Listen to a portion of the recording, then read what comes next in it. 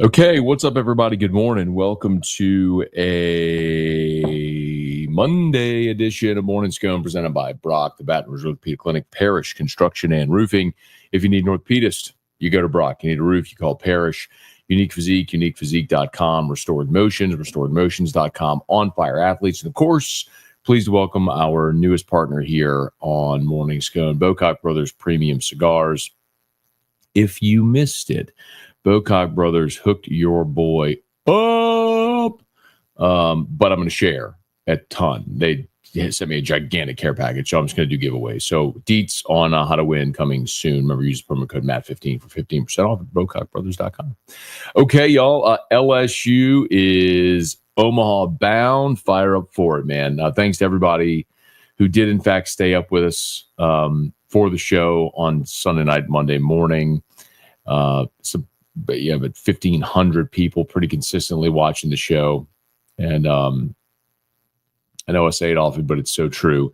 It's the thing that makes LSU baseball so different. There's a lot of people that love their baseball, love their college baseball, but nothing is quite like LSU and LSU fans and the way that they love the program and invest in the program. I think Ben McDonald and Dave Neal commented on it several times during the broadcast where, with a 3-hour delay, you still had that crowd. And I'm going to be honest, man, I was really curious to see what would happen after that long delay, to see if the crowd would still be there. I mean, you knew it would still be a good crowd, but you weren't sure what, exactly how big or loud or raucous or committed the crowd would be. And it was awesome. I mean, all the way to the very end there, just shy of midnight. So my hat's off to everyone who went to the game and was there and was loud.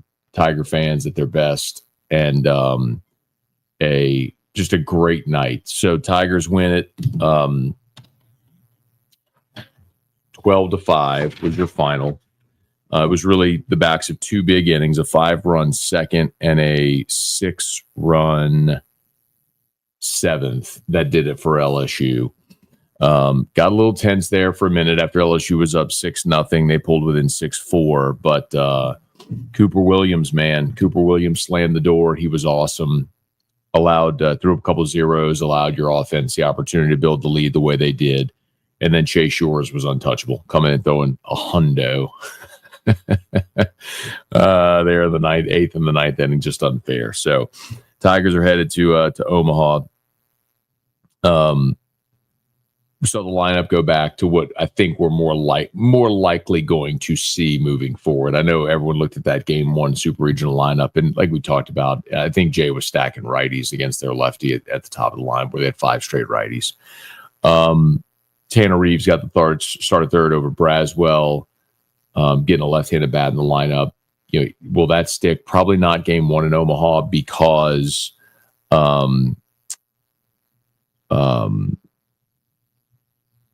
you're going to face Arkansas, and Zach Root's likely going to get the ball. He's a lefty, so I don't think you're putting Reeves in.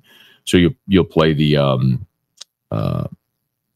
defensive option there with Braswell at third. Root being a lefty, that very likely means Josh Pearson is starting in right Game 1, and we'll know today what time LSU is going to play. So my guess, again, I want to reiterate, this is just a guess. I don't know. I'm just looking at the field and the matchups, and this is all predicated on TV. My guess is that LSU, excuse me, that LSU and Arkansas will play the Saturday night game. That's just my guess as to what it'll be. We know the matchup will be LSU-Arkansas in Omaha. We just don't know yet. It'll either be at 1 o'clock or 6 o'clock. Those are the two start times. My guess is excuse me. My guess is it will be Saturday at 6. Again, just a guess. All right, fire away. We'll say some good mornings. Drew is back at summer camp at St. Lillian. Let's say school, but summer camp at St. Lillian this week. So let's get rolling here. So we got to be out at 7:45 our normal time. Hey, Brad, good morning. Thomas, good morning. Brian, Good morning. Omar, curious how many of y'all are going to be up, man, after the late night. Glad to see everybody here. Bubba, Michael, Rex, good morning. What would be the possible days the Tigers will play, win or lose, following the first game? So you're going to play, if you play Saturday, then you would play Tuesday.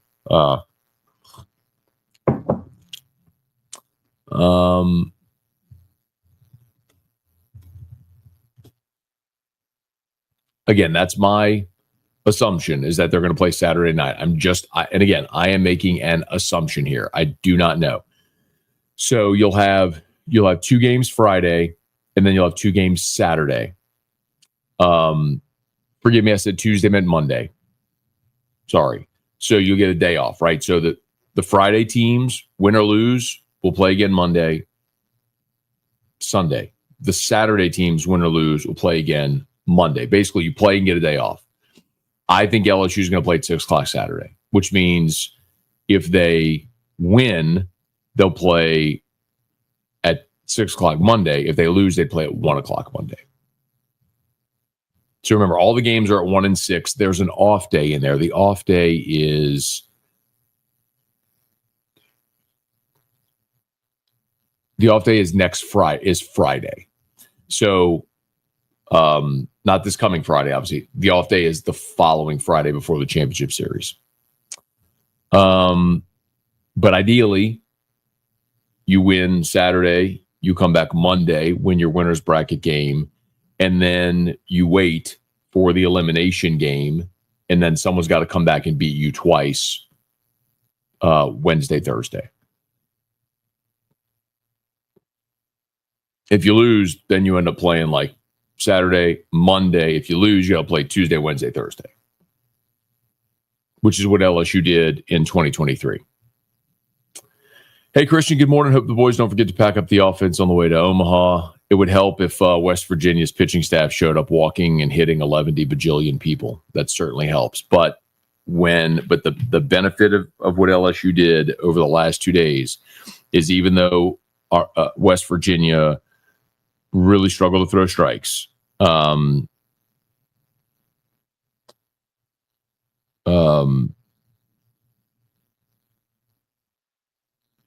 made it hurt. 2 grand slams in game 1. Milo had the 3 RBI double in the second inning of game 2. You made it hurt in the 7th. They let that pop-up fall.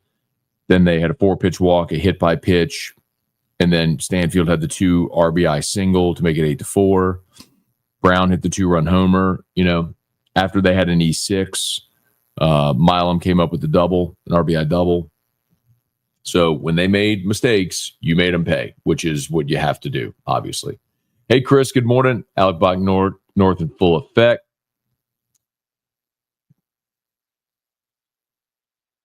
Jay says it's pronounced Curiel instead of Curiel. Yeah, I say Curiel. I put the emphasis on the cur, not the L. Curiel, not Curiel. I say Derek Curiel. Curiel. Hey, Bob, good morning. Lance, morning. Today will be a long day with little sleep last night, but it was worth it. There's going to be a lot of stragglers today in the Baton Rouge, greater Baton Rouge workforce and surrounding areas. Hey, Gunner, good morning. Thomas, bringing that up might be enough to make me not want to do it. By the way, neither of the starters had the best stuff in the Supers, 1 game. Yeah, man, if you can go out there with Anderson and Einson not having their best and win as convincingly as you did, yes. Because Thomas brought it up, remember how the 7th inning started. Jones hits the pop-up that lands just beyond second base. 4-pitch walk. Hernandez is up. And everyone's going, oh, first and second, nobody out there going to bunt. And I'm like, hold on. Dude just issued a 4-pitch walk. Like, we're just going to give him an out? Error, 4-pitch walk. We're going to give him an out? Or we're going to swing away? And Hernandez goes up there, not looking to bunt, and they hit him in the middle of the back. And now you got the bases loaded, and that's when Stanfield came up with the 2 RBI single. Swing away, y'all. Good things happen when you swing away. Robbie, thoughts on the Mississippi State hire? Don't care, at least not right now. Seth, Curriell's impressive for a freshman. Seems like a senior. Hey, Austin. Thankfully, the torrential downfall of rain finally stopped. We were able to complete a perfect weekend. I like our chances in Omaha. I love LSU's chances, provided you win game one. Because if you win game one with Anderson, I feel great about game two with Anthony Ianson against it. And remember, Duke and Murray State are playing the deciding game today. So whichever team wins that game between Duke and Murray State plays UCLA. And so LSU would end up playing, let's say LSU beats Arkansas, they would play the winner of UCLA, Duke, Murray State. So you'd have Ianson going in that game. Feel really good about that. If you can go get a good outing by Cade Anderson, win game one, feel great about LSU's opportunity to start 2-0. And then if you do that, someone's got to come out of a loser's bracket, win an elimination game, and then beat you twice. And and you would get a day off. So, you would, if you win Saturday, Monday, you'd get Tuesday off, and then you'd play Wednesday, Thursday, or just Wednesday to get to the championship series. So if you lose the first game, I think it really complicates things if you lose to Arkansas.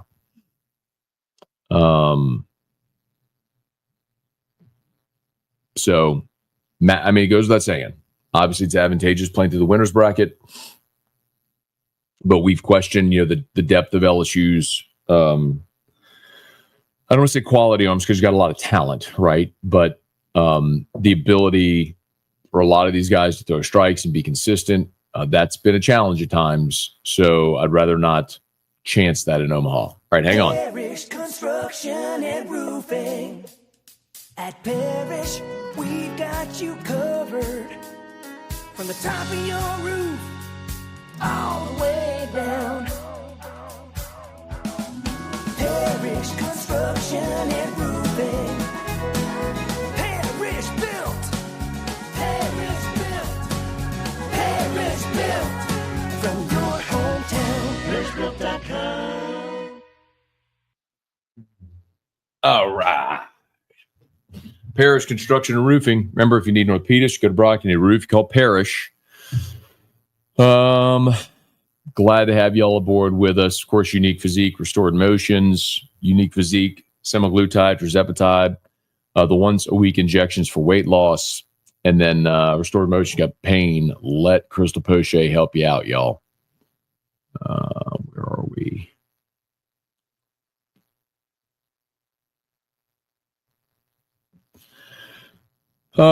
Bryce, let's see. First year to watch college baseball its entirety. Does the CWS work as same format as? Yeah, two different sides of the bracket. So LSU conceivably could play Arizona for the national championship. Jay Johnson against his former squad would be interesting. Love to see that from Shores. 4 for 4 first pitch strikes. He was dominant. And he's been dominant over the last month. It's why when a lot of people after Newt and Shores weren't great, and then Evans had the great outing in relief, like, hey, number 3. No. Like, Case and Evans, because of your inability to find consistent arms out of the bullpen, you need Evans where he is in the back of the bullpen, where he can affect multiple games. Now, it may come to a situation where you need him to start and extend. It could, if you're facing elimination. But Newt and Shores have been so good over the final month of the season. They weren't great in the regional. Okay, that happens. Anderson and Ianson weren't great in their respective super regional outings, but feel really good about it. Hey, Bailey, one day I'll make it to Omaha. You just got to get up and go, dog. You just got to get up and go. You get one bite at the apple in life. Just go, man. Steve, good morning. An actual Monday where I don't mind going to work. Great weekend. Let's go finish this. Have a great week. Let's do it, man. Hey, Spurge, good morning. Monsters headed to Omaha, looking like Godzilla headed for Tokyo. Let's go, man. Yeah, Steve. How about Stephen Milam? throughout the regional. Really one of the giant stories of this super regional. He was awesome and has clearly refound his form. And it's why throughout the course of the season, really not even the season, I would say the last month, when the offense kind of started to scuffle, I think you were right if you were concerned, you were right to be concerned, because it was a prolonged and extended struggle, and it wasn't just against dominant arms. I often said, if it was, I can understand struggling with Ryan Prager, I can understand struggling with Liam Doyle, I can understand struggling with these true bona fide aces that everyone has in the SEC, Kyson Witherspoon. What was challenging to watch was when the bullpen arms and midweek guys were giving you trouble. That's when you start to look at, okay, what's going on with the approach, all that sort of stuff. But the ability was undeniable. Like, we know Jared Jones can hit. We know Stephen Milam can hit. Braswell hit .310 in conference play a year ago. Like, we know these guys can hit. It's just a matter of them rounding into form, and they seem to have done that. And again, it wasn't a perfect couple of offensive days, but it was opportunistic. In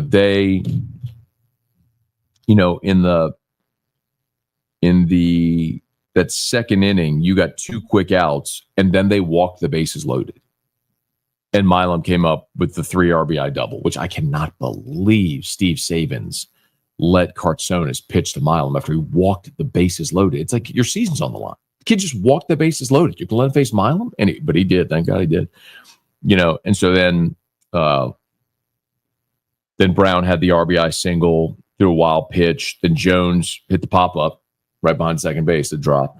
It's 6-0. I mean, I'm going to tell you what else. In the third is when they went to Meyer, and I tweeted, we talked about it last week with Mike Casaza, who covered West Virginia. He said, Meyer is that guy. He's like Jacob Myers from LSU. Really great arm. You don't always know where it's going to go. When it's good, it's really good. When it's not, he's walking everybody. He went out there, walked the first guy he faced. And then he got a fly out. Then Stanfield flew out to the wall. I thought it was gone off the bat. And then he walked Curiel, and then Fry was up. And if you remember, Fry struck out swinging to end the inning, and he swung at ball 4. You should have had that should have loaded the bases for Stephen Milam again right there. But on a day where Fry and Dickinson combined to go 0 for 10 with 4 strikeouts, and you put up 12 runs, you got a deep lineup. All right, please smash the like button if you would, subscribe to the channel. Facebook, like the page, share the post. Thanks for being there with us. Jacob, good morning. Jeff, what up, my dude? Michael Cook, good morning. Alex, as a Hog fan, LSU scares me. LSU should scare you, Alex, because LSU is Arkansas. I think Arkansas is a very good team. I picked Arkansas to win that series against Tennessee. I'm not surprised. They were great at Baum Walker this year. But Cade Anderson's a better pitcher than Zach Root. And LSU has an advantage in game 1 with Anderson. I mean, Anderson struck out 10 Arkansas hitters when they faced him last time. So LSU definitely has an advantage in game 1. That does not mean it's a giant advantage. That does not mean LSU will win. But LSU's got the better pitcher going in game 1. Brant, morning. Arkansas LSU bats are hot. I like Anderson Root. Let's get game 1. Hey, Ronnie. Brent, good morning. Sean, this will be a great game 1. 2 aces going at it. Can't ask for anything else. Interesting to see the contrast too, where Root's transfer from East Carolina, and that's a guy LSU wanted out of the portal last year. But you got the East Carolina transfer, and then you got Cade Anderson, true sophomore from the North Shore, duking it out. Austin, same morning routine regardless of rain delay. Kids cook breakfast, workout. Routine in life matters, man. Rocco's employees looking at like Ben Affleck meme, smoking a cigarette out back. Jello shots will be flowing. Over under the number of Jello shots. Do we need a Jello shot t-shirt at Misfits? 929 Oh, let me say that to y'all real quick. Just real quick. We do have an Omaha over at 929 Misfits. We do have an Omaha collection. So it's all the LSU baseball and Omaha shirts. And also, if you want, I'm going to post a link. If you're interested, check it out. Some new designs. It's the LSU baseball and Omaha stuff. So if you want to get a new shirt for Omaha, check it out. Some cool stuff, some new stuff on there as well. So one that I'm pretty proud of. I did a let me know what y'all think of it. You may not like it, but let me know what you think of it. I'm curious. I know a certain group of people that will love it.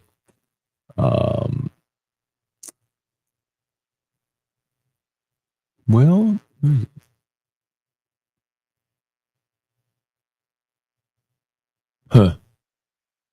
it's not letting me show y'all. Oh, well. Wait, I can show you like this.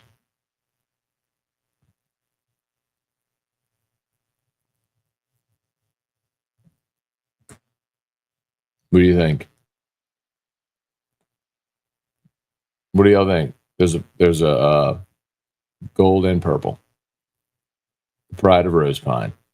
I don't know. I think it's pretty good. Ben McDonald said it on every broadcast over the last 2 weeks. Every time Fry was at the plate, it was like, let's make a Pride of Rose Pine shirt. All right. Man.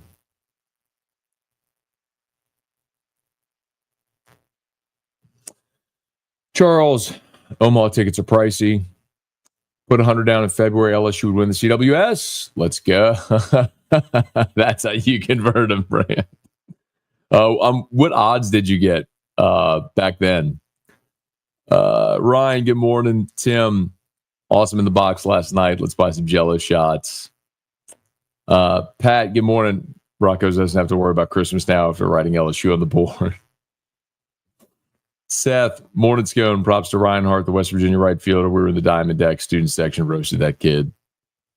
Yeah, at the end of the game, they were doing the vulgar chant. I wasn't super happy about that, but whatever. David, hope the bats are active in Omaha for the Tigers. Like where the team is. Jeremy, good morning. Lowell, good morning. Love seeing Tennessee go home. I told y'all that was the team that I was more concerned about just because of their talent. And their ability to beat anybody. But they just weren't a very good team this year. Not by their standard. They were talented. They just didn't bring it all together. Zachary, morning, Matt. Long way to go. Still the most dangerous team on the other side. I would say Coastal.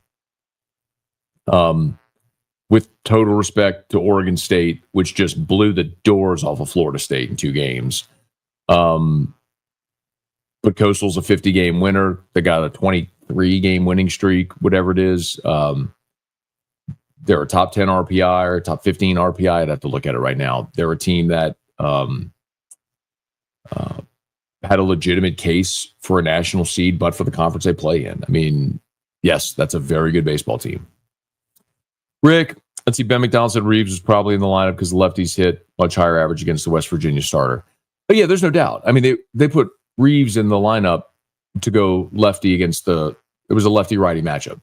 Undeniably, that's why he was in there. Thoughts on LSU bringing in Seth Dardar? Love it, man. So Seth Dardar is a kid from Holy Cross in New Orleans. Went to Kansas State.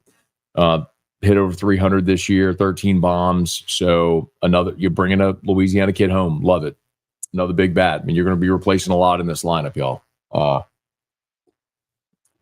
It is 7:45. I got to go. Did the good folks of the CWS stack SEC teams on the same side of the bracket to avoid all this? No, Chris, remember, it is not reseeded. Remember, so like the field is not reseeded. It's what it was when the bracket was released. So you had upsets. I mean, Auburn, had they advanced out of their own super regional, would have been on the other side of the bracket. So, no, it had nothing to do with that. I mean, you had SEC teams littered on both sides of the bracket, but the SEC just didn't have teams advance. Okay, I got to go. My apologies for the quick jump out here, but remember, Drew's back at school this week, so I got to jump to get him there in time. Please smash the like button, subscribe to the channel, Facebook, like the page, share the post. All of our great sponsors linked in the description on YouTube, tagged on Facebook. Again, shout out to Brock, Parrish, Unique Physique. I also want to shout out, again, Bocock Brothers. Great new partners Remember, if you buy the LSU collection, everything you buy, there's a percentage of it because the Pair Royalty is an official licensed partner to LSU. Use the code MATT15 for 15% off at BocockBrothers.com.